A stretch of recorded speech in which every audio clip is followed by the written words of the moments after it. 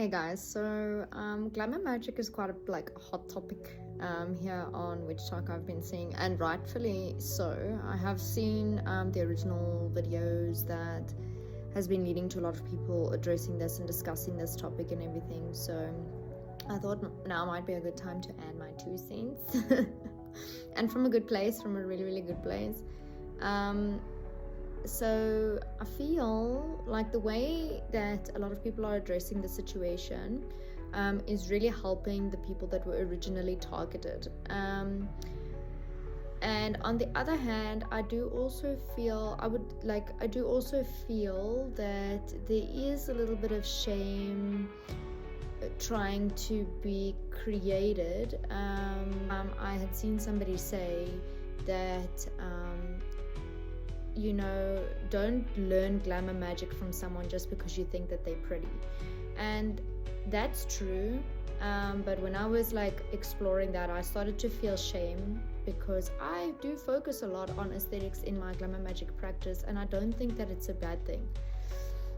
So I want to extend what I'm saying to talk more about psychology and why what she said was true, that you don't choose teachers just based on their appearance or choosing someone because you subjectively think that they are beautiful or not beautiful, because beauty standards change, and also if you do have a relationship with a higher being that helps you with your glamour magic, then normally there are quite a few stories tied to that being and also their specific characteristics and whatever the case may be. So, the type of glamour magic that you practice as it pertains to that higher being is going to match characteristics of that higher being. Because Aphrodite, for example, she's got a lot of different ways that she's portrayed, and also the further back in history you go, you start to see her connections with other figures and stuff which are presented completely different to the Aphrodite that I work with, So, and it makes none of them less beautiful. And the whole point is not about judging someone based on their physical appearance or the way that their genes are put together. It's more about the quality of what they're talking about. And even if we look at it from an aesthetics point of view, like how I look at it, right? Aesthetics is just the external layer of what the effect of being a glamour magician is. And I honestly believe that your physical appearance begins to improve the deeper you go into your glamour magic practice. So I am qualified in skincare and advanced skincare techniques. I struggled really terribly with my skin, really, really badly. And this was also before I had as deep a relationship as I do now with Aphrodite. In any case, I say that to say that even when I had all of the book knowledge, I didn't get anywhere with how my skin was looking. And later years, I started to bond with Aphrodite, and she started to teach me a lot of things about why it was important for me to make changes and what that meant. How am I going to gain this external appearance that I want? How am I going to heal my skin? How am I going to do all of these things? If all of these external things are not working, then that must mean that the makeup is not the problem, the skincare is not the solution. It must mean that inside there is something that I'm not doing right. I'm not consuming the right things. I'm not doing the right habits. And yes, you can become a powerful glamour magician and have your magic work even if you smoke and you drink and you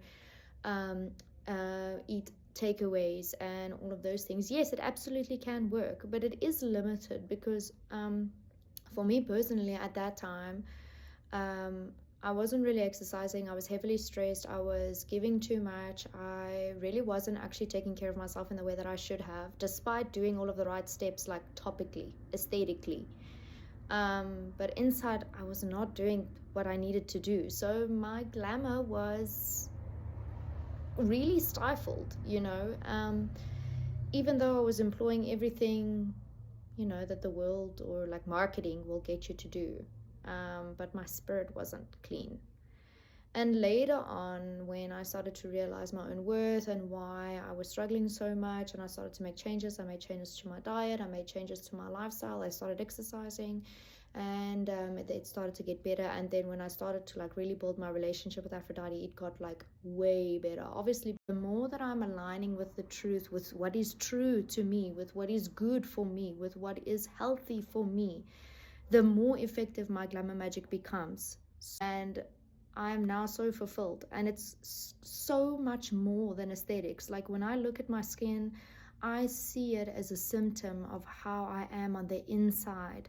Like if I'm unhappy, if I'm stressed, if I'm eating shit, if I'm miserable, if I'm not sleeping well, like I can see it manifest on my face, and I know. And instead of like being upset with the way that I look, or being obsessed with the way that I look at it as symptoms. Like now, if I look at my skin now, it's clear, I've got no active pimples.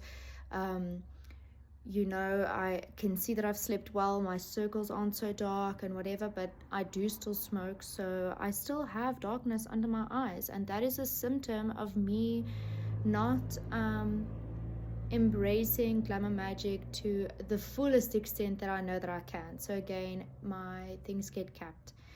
So the more positive changes we make, the more we heal ourselves, both internally, externally, psychologically, physically, the way that we eat, all of those things. That is what actually gets your glamour magic practice further along.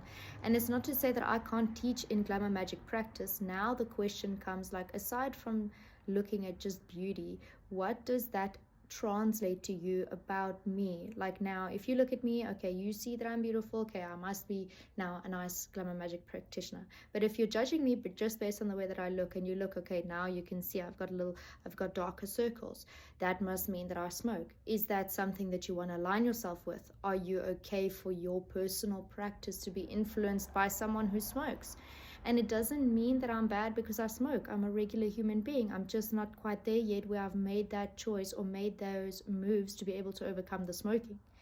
But if you actually take time to get to know me, and you take time to take interest in me before deciding if you can learn from me just by looking at my page and looking at my lifestyle, then you can determine if somebody is capable to teach you. Do they have something to teach you? Does it align with what you believe in? Does it align with your experience? Do you resonate with them? Like there's so many more decisions that go into learning from other people, and online as well. Like especially social media is made for entertainment first before it's made for education. Social media literally means entertainment. Like, so it's for always keep that in mind, and be discerning, and ask more questions, and don't like spew judgment or hate on anybody. Before, just listen.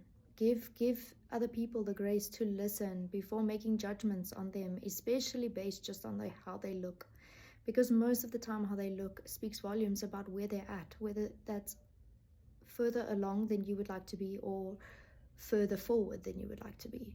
So yeah, let's stop judging people based on how they look, because it's like a very poor judge of character. So yeah, and you're just limiting yourself and what you're able to learn anyway as a person, if that is your first go-to way to make a decision. So yeah, all of my love to all of my beautiful practitioners out there, and thank you for speaking and sharing, and also helping me to reevaluate my understanding and relationship with glamour magic and my beautiful goddess. So yeah, you guys are awesome, and keep being the beautiful people that you are.